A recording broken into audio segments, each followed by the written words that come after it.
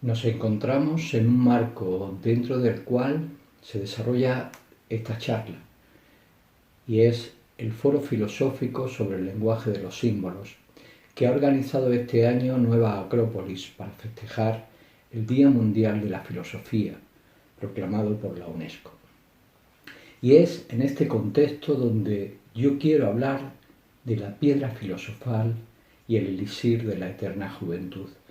Dos símbolos estrechamente unidos y que nos hablan de una necesidad del ser humano por profundizar en los misterios de la vida y la naturaleza y de perpetuarse en aquello que consideramos un bien, algo bueno. Y la juventud y la vida siempre han sido símbolo de auténticos bienes. Los símbolos son formas que encierran ideas profundas. Constituyen un lenguaje para acercarnos a lo trascendente, a aquello que forma parte del sentido profundo de la vida. A través de la analogía, los símbolos conforman un lenguaje del alma, de la misma forma que, como dijera en su momento el poeta y naturalista Joaquín Araujo, la poesía constituye un lenguaje de la naturaleza, pues nos habla, para quien sabe escuchar, en metáforas y en símbolos. El símbolo sugiere, activa la imaginación y permite que en nuestra incipiente intuición superior se asomen y revelen significados profundos y valiosos para aquel que los capta. La idea de la inmortalidad, que no necesariamente ha de ser física, se relaciona con infinidad de mitos y símbolos a lo largo de la historia. Podemos recordar, por ejemplo, el ave fénix, que renace de sus propias cenizas, o la fuente de la juventud, que es mencionada desde Herodoto, la propia Biblia o la mayor parte de las culturas tanto de Asia como de América. El Santo Grial, que podía devolver la salud al rey Arturo y que abría la puerta al conocimiento de los grandes misterios. Otro de los elementos vinculados con esa idea de perpetuidad, de inmortalidad, es el camino del héroe, la imagen del héroe como aquel que conquista justamente su condición de inmortal. Tenemos el caso de Hércules, uno de los héroes más famosos de toda la historia y que aparece con diferentes nombres en diferentes culturas. Hércules, hijo de Zeus y de Alcmea, y que debe, por designio de Hera, conquistar su inmortalidad. Esa carrera, esa lucha, ese conjunto de pruebas que le han de llevar a la inmortalidad consciente. Los dioses parecen haber escondido los mayores tesoros donde nadie los va a buscar, es decir, dentro de uno mismo. Al finalizar sus pruebas, Hércules desposará a Hebe, hija de Zeus y de Hera, la diosa de la juventud, que sirve el néctar a los dioses. Pero quizás el símbolo que mejor representa la juventud eterna es la Afrodita de oro, la Venus Urania, la diosa del amor y la belleza. Quizás uno envejece no cuando se arruga, sino cuando pierde la capacidad de ver la belleza y la vida, y de sentir amor y entusiasmo, de abrazar ideales sublimes.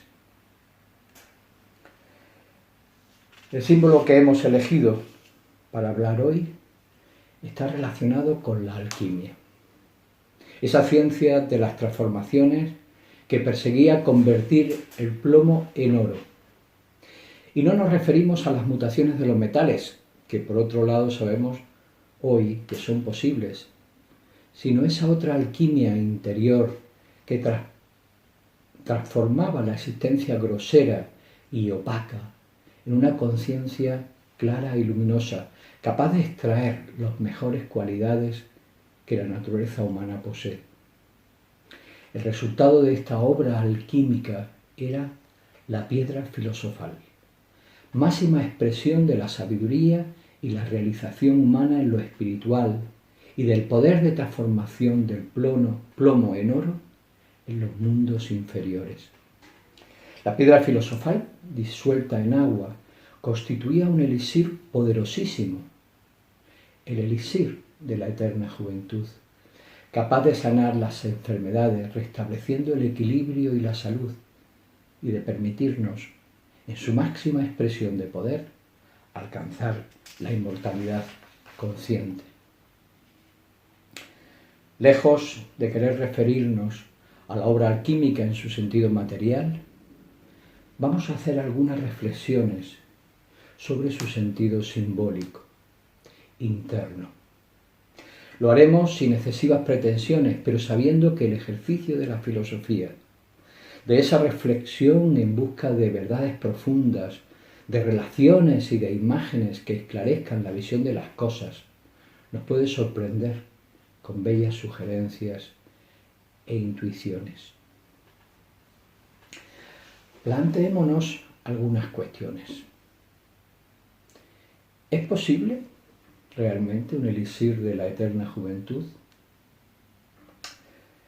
Para hablar de ello, deberíamos, de la misma manera que para abordar temas como la felicidad, preguntarnos qué entendemos por eternidad, qué entendemos por juventud, por inmortalidad.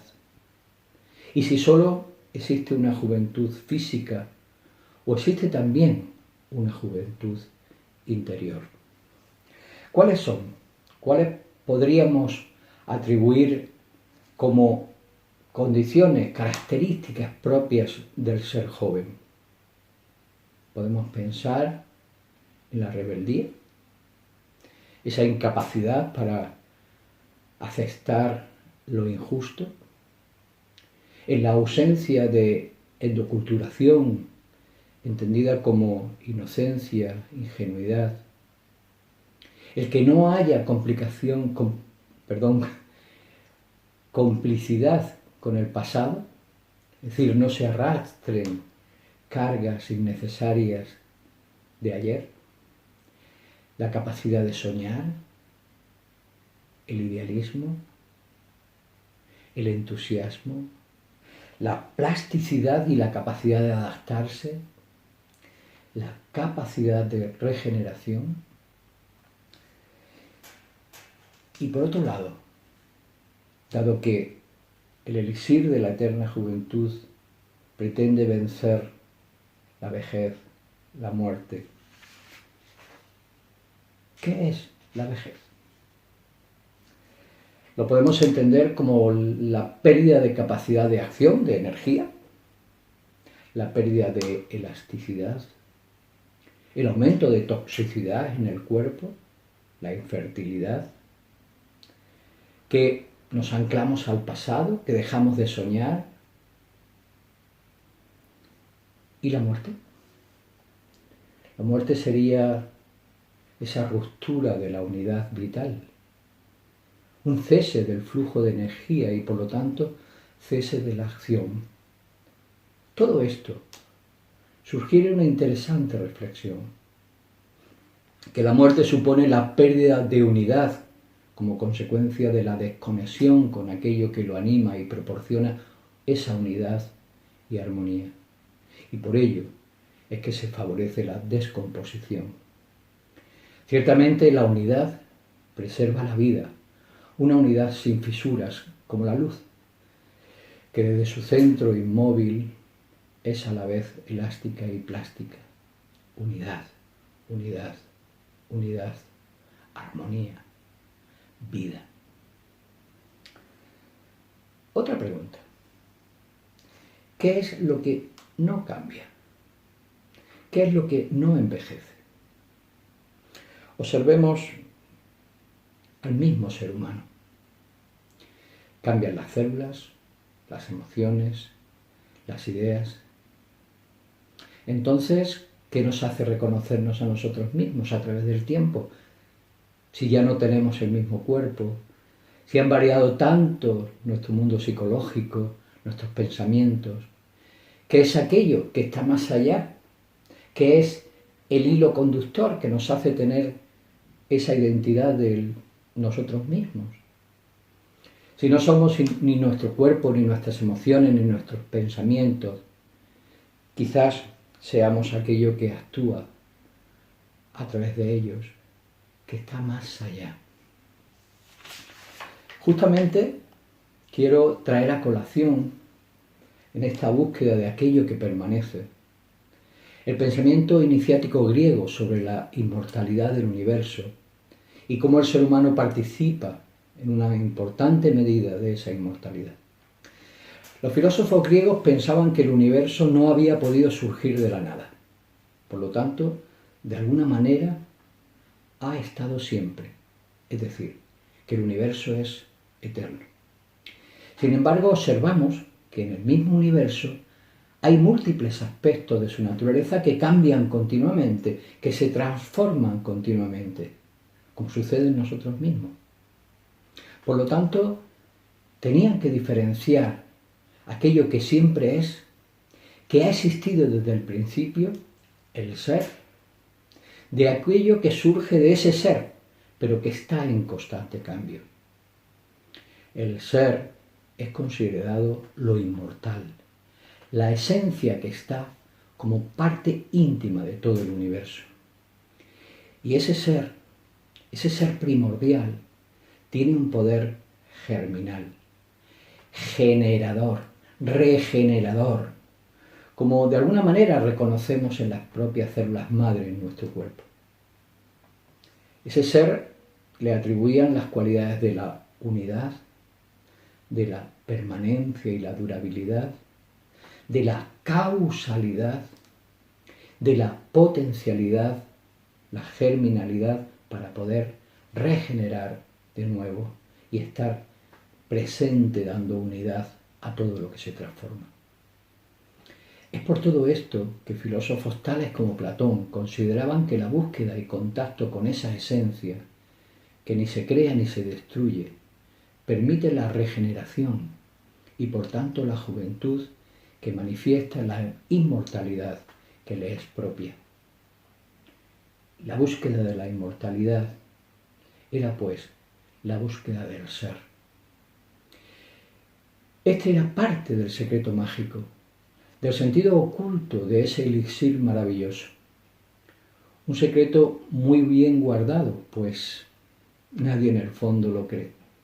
Solo aquellos que osan y tienen un espíritu esforzado pueden realmente descubrir su verdadero poder. La mayoría siempre lo buscó por caminos fáciles y recetas cómodas para lograr el brillo de la excelencia, el brillo del oro en las almas, pero los atajos solo nos conducen a nuestra propia mediocridad. No lo dije al principio, pero esta no iba a ser una charla al uso.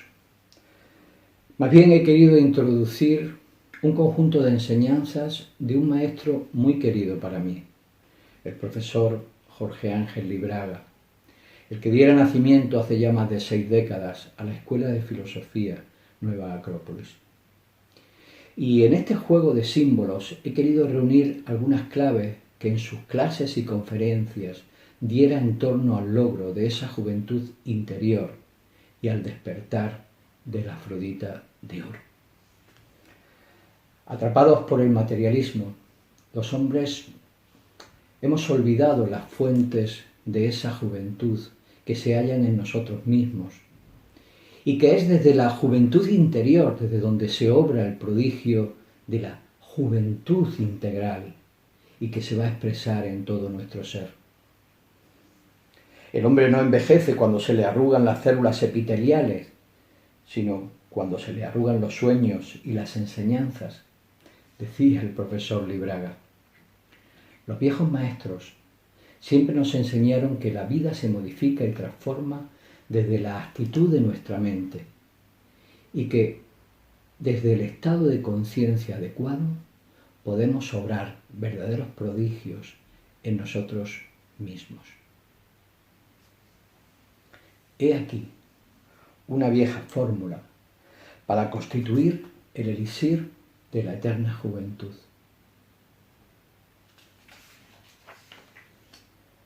fortalecer el cuerpo con la acción, la moderación en el sueño, la comida y el sexo. Ser fuertes y estar disponibles a ayudar, no gimoteando constantemente nuestras necesidades. Vencer las emociones que nos envejecen.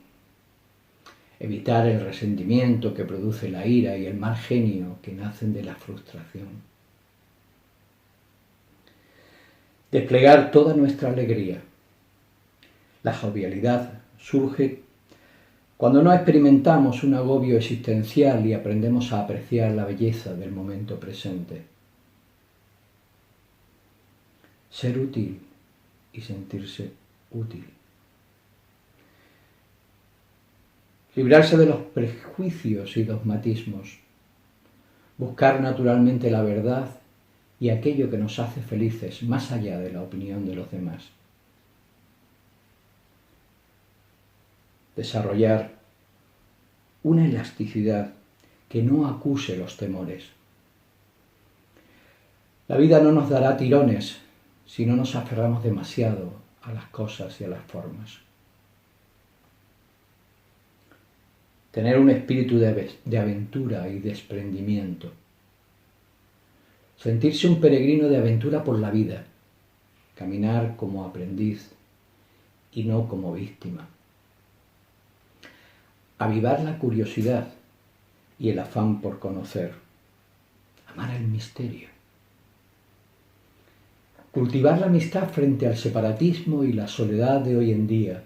Valorar el contacto humano frente a la despersonalización.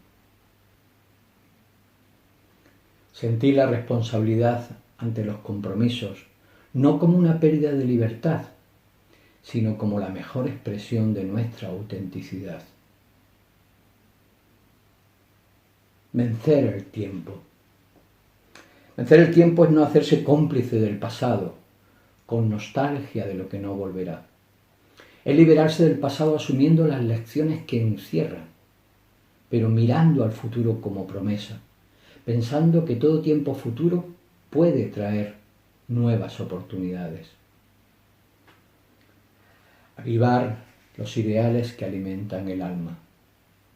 Alimentar el alma inmortal con la belleza del arte, la pasión por la justicia, con la aspiración a la sabiduría y con la bondad de la entrega al bien de la humanidad.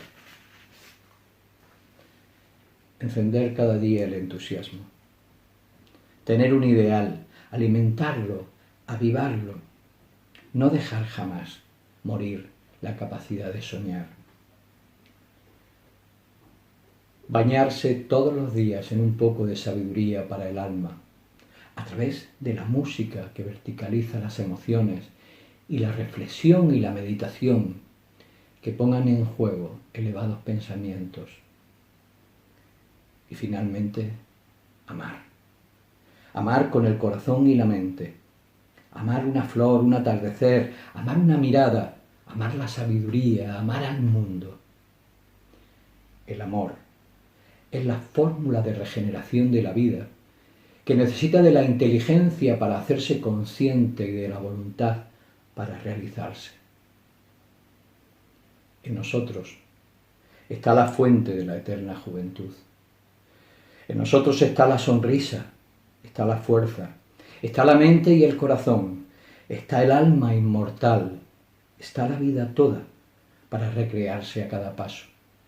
En nosotros está el secreto, pero hay que desearlo con toda el alma para, una vez conquistado, ponerlo a los pies de lo amado. Muchas gracias.